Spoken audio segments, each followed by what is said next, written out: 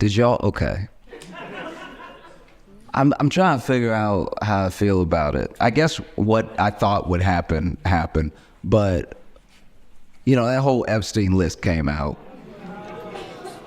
I know, right? And it was pretty underwhelming. Like, they were like, dropping the list January 2nd. And then January 2nd came and they were like, sorry, January 3rd. And then they dropped the list and everyone was like, just mouth-watering on Twitter, everywhere. Everybody was like, Jesus, list, it's going to shake up the world. You know, and everything's going to change after this list comes out. And then the list came out, and a couple people we thought were on it. And then when I saw the rest of the list, I was like, oh, that's right. I don't know any rich people. That's my bad. I don't really move in the circles for this to be a scandal. Because any name on the list that wasn't already a celebrity, I have no idea who that is. It could be the head of a bank. I don't know. Whoops. It's very interesting. It is also, I guess, a bit weird because if you on that list, if your name just came out, it's kind of weird because you really can't die now. Like, you really got to hold it together for quite a while, or else if you die, they're gonna be like, he was a bigger part of it. It's like, oh, jeez. No, it's a weird list. It's a weird gathering of people. You know what I mean? And not everybody went to the island. I'm not taking up for anybody because, once again, I don't know them. But some of them, a part of me feels a little bit bad for because they took a trip when the jet was going in the other direction. You know what I mean? Like, the jet goes to the island, but then the jet might go from New York to Philadelphia real quick. And then David Copperfield's like, I ain't got shit to do with this. What the like? Motherfuckers asked me to come over and do some tricks. And then they dropped me off in Indianapolis. I had a show. No. It is weird, though. I think the thing that scares me most about the list and our response to it was that we thought the list would have everyone that we know on it. But what were we gonna do about it? Do you know what I mean? Like, think about that really. Like, we thought all of these, like, celebrities would be on the list. It's like, all right, what were we gonna... Like, was the plan to... Like, I don't know, unless we were gonna kill him, what does it really matter? Do you know what I mean? We're just gonna be like, oh, you... You know what I mean? Really think about it. It's like if you know, whoever. Let's say Aaron Rodgers was on the list. We're gonna not let him play? I don't know. It feels like we didn't really have a plan there. We just wanted to see it, kind of like the burn book for Mean Girls. And then we were gonna just go about our day. Because it says a lot that we expected powerful people to be on the list. It kind of shows that we have no faith in them to begin with, right? So then we might as well just treat them like they were on the list and get rid of them. Like, it just feels like But Jeremy, I don't know why we needed a little bit more evidence that Lindsey Graham was shitty or something. I mean, like...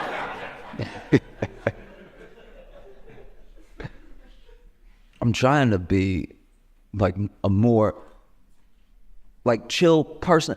I think I get carried away sometimes. Like, I'll overthink things and it gets me into this. I don't want to be a combative person, and I'm not combative outwardly, but in my head I'll be like, what does that mean? Or I will overanalyze the situation to a point where I'm having a bad time, right? Like, it can't even be called a restaurant. I went to a fast food, like, chicken spot, and I ordered, and they gave me my food. And I truly cannot remember if I asked for napkins or not. But the cashier, he gave me too many napkins. All right? He gave me a concerning, offensive amount of napkins. He gave me so many he gave me napkins, it was making a statement in my head as he was going, because he put, one napkin is not enough. If you get a meal and they give you one napkin, they're like, fend for yourself, right? 2 napkins might be enough. Maybe you're going to wipe your hands, you're going to wipe something down, whatever. 3 napkins is a perfect amount. 4 or 5 starts to be excessive. He gave me a clutch of napkin. He gave me what I can only describe as an unhoused amount of napkins. He gave me napkins like it was gonna be my blanket and my pillow tonight. He gave me, because he used the full width of his big ass hand to grab all these napkins and stuff them in the bag. There were so many napkins in the bag that if the bag had flipped, my food would have been safe, right? It was such a deeply offensive amount of napkin, because it just felt like he was saying, you can't take care of yourself. It felt like he was saying, you gonna spill a lot. I can tell just by how you're standing that you spill. And I was talking to a friend about it. My friend was like, well, maybe, just maybe he recognized you and he was trying to give you the hookup.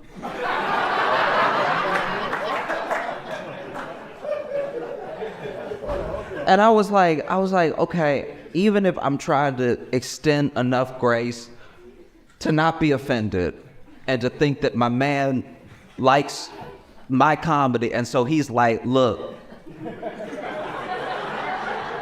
I don't have much, but what I got is these napkins. All right, so if you need anything, napkin-wise, I got you, all right? Napkin-wise, I stay ready, okay? I was like, nah, because he didn't, this is how I know he wasn't like a fan or something. He looked me dead in my eyes when he gave me all those napkins and he didn't smile. That was the most offensive. It's probably one of the most, it was a full middle finger using all his fingers. It was, the way that he was like, all right.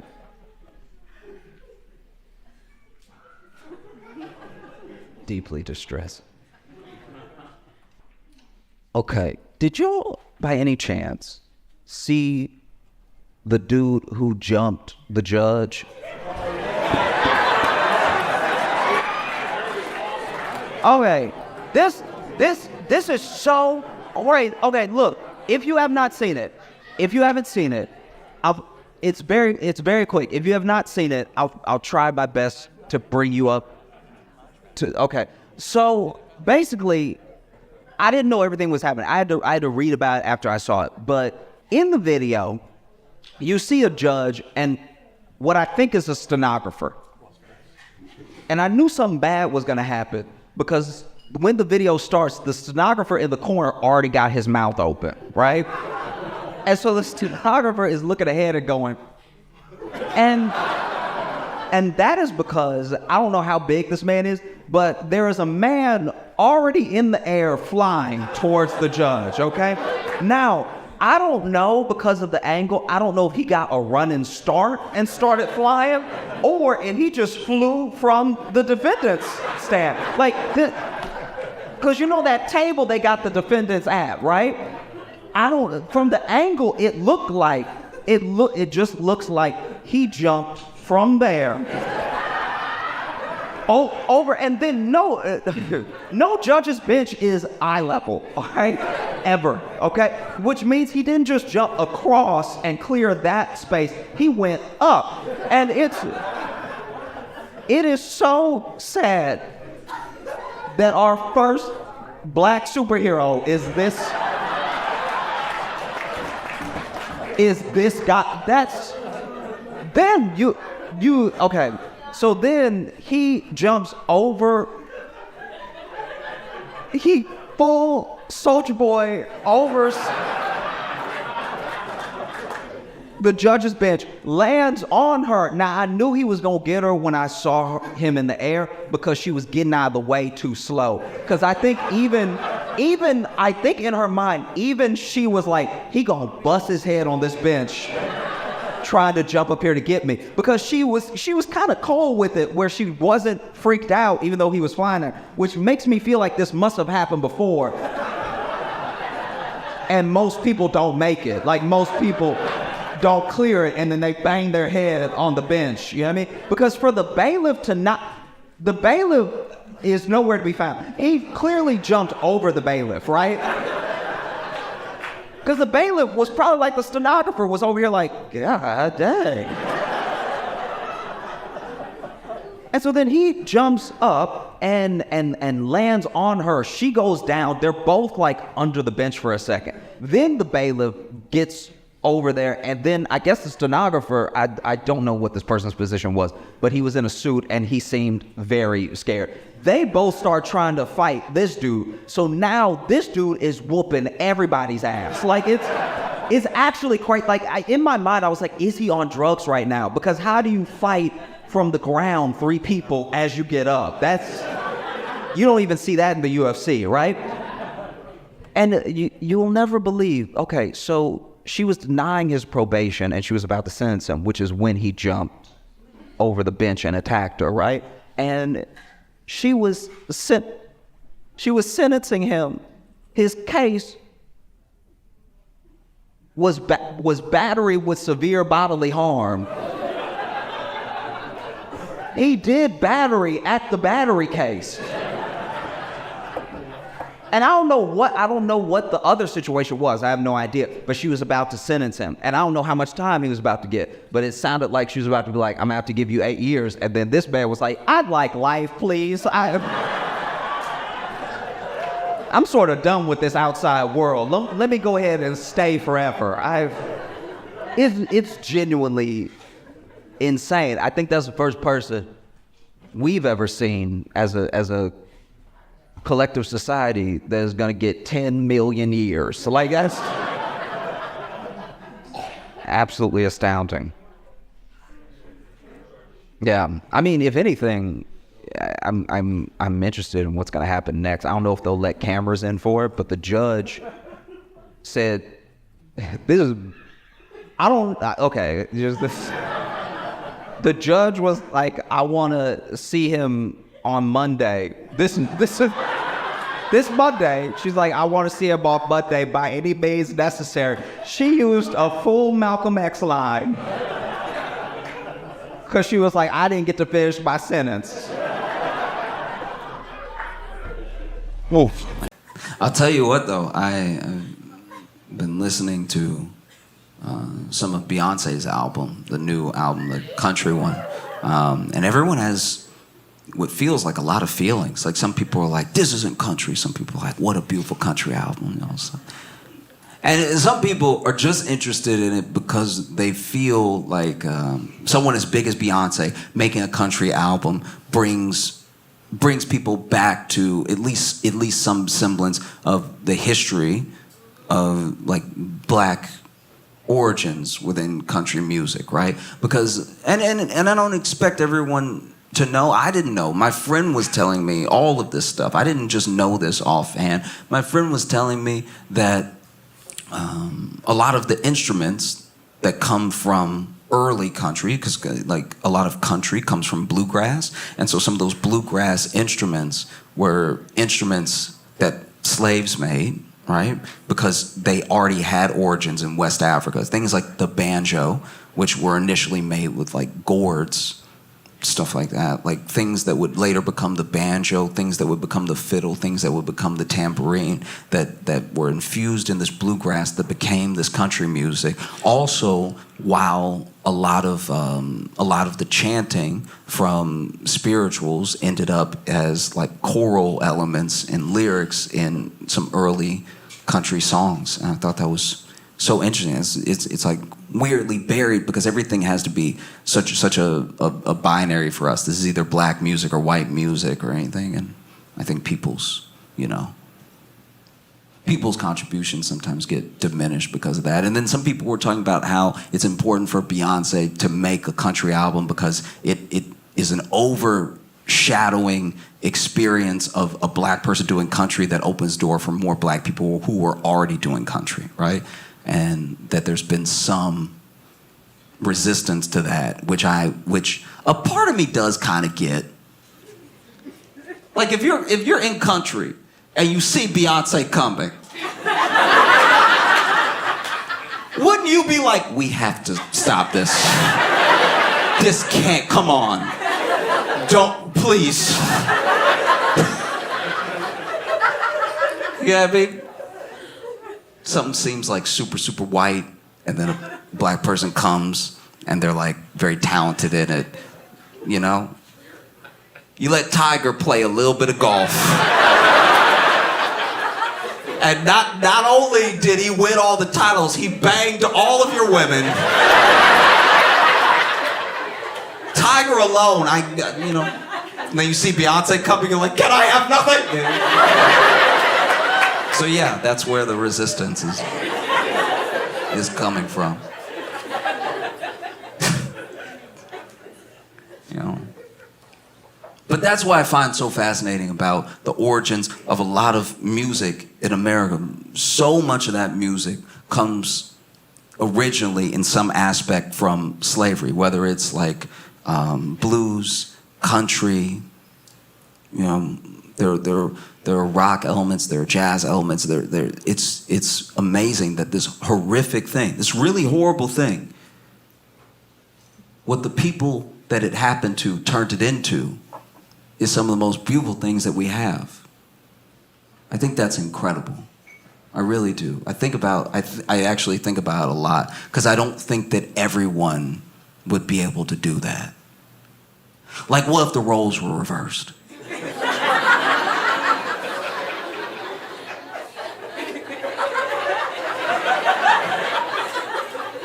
What would the white spirituals be?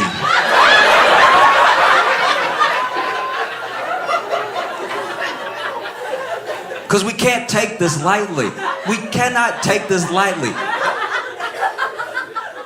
I know I've used the word already in the set, but slavery was an abomination of humanity. No person should ever be able to treat another person this way. And out of all of these horrors came some of the most beautiful things that we've ever heard. Even if just down connecting the lines, connecting the dots to a person that's alive now. They have this music because this thing happened and someone made something beautiful out of it. But what if it was reversed? What if there were whites in the fields tilling the earth under the hot sun, which is not kind to white backs. And as they are tilling this earth, they're trying to find something in all of this devastating trauma to exhale their hurt in as beautiful way as possible, to build community among themselves. And they're tilling the earth as hard as they can, right? And then in the distance you hear, just a small town girl.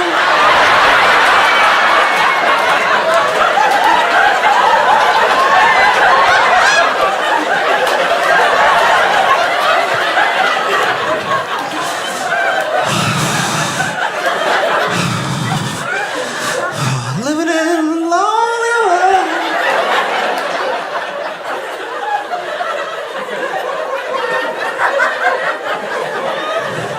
She took the midnight train.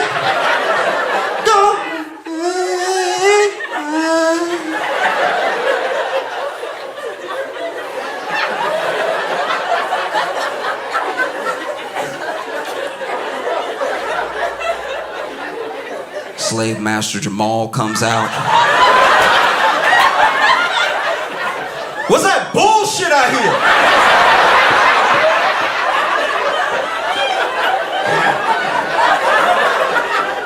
Yo, everybody get back to work, for real. Ain't nobody playing with y'all.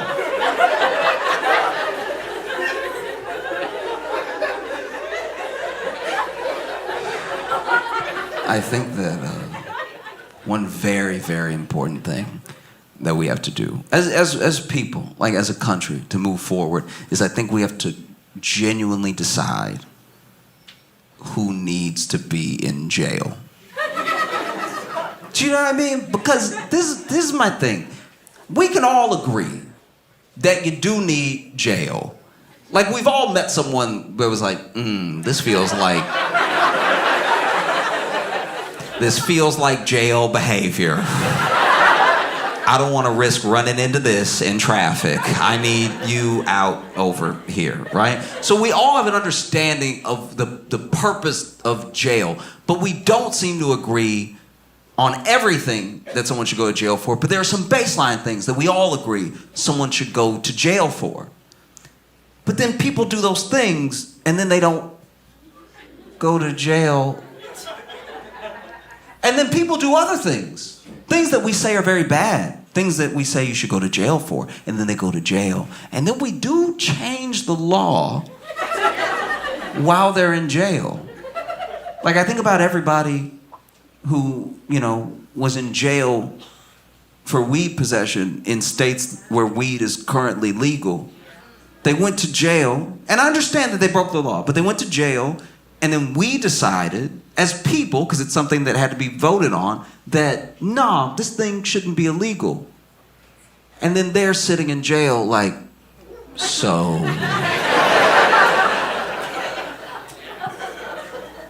What about me? Oh, no? Okay, I'll stay. Wow. Like, I had a friend who went to jail for, weed possession, right? And he did have a lot. He had quite a bit on him. He had, I'll call it an entrepreneurial amount.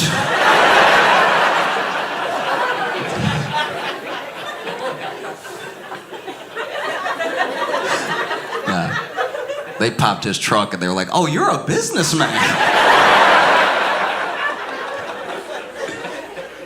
Oh. And he went to jail and he said one of the craziest experiences was that when he got out and his friend came pick him up and they were driving away from the jail, one of the closest things built near the jail was a dispensary.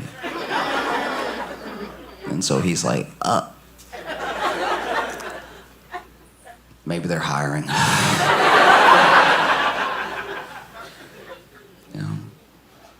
Because we all know people, in theory, who should be in jail and aren't. You know what I mean? We've all worked with somebody who we know is crazy. Somebody who is like, if anybody gonna shoot up the job, it's gonna be him. And we all know, people in different departments are like, have you met him? Stay away. Don't make eye contact. He crazy, right? Then you go home, you watching Hulu documentaries about true crime and stuff, and then you watching a documentary like, that's everything Kevin do. I guess we just have to wait for him to do something jail-worthy, but all the general habits he does have. I had my own experience. I was at a diner, and I was eating, truly minding my own business, and then there was this guy sitting across from me, and the guy sitting across from me got his meal, and he had soup, and I want to be clear, he had a spoon. That's very important. Everything I say next is unnecessary because he had soup and he had a spoon, all right? Everything required, soup and a spoon, he had it. God gave him everything he needed in this situation, a soup and a spoon to go with the soup. And rather than using the spoon like any normal, maybe tax-paying citizen, this man grabbed 2 forks, shoved them together, dipped them in the soup, lifted it up slightly, and was slurping it while maintaining eye contact with me. And as he did, I was like, lock his ass up. If he doing this, he doing something else. It was crazy as hell.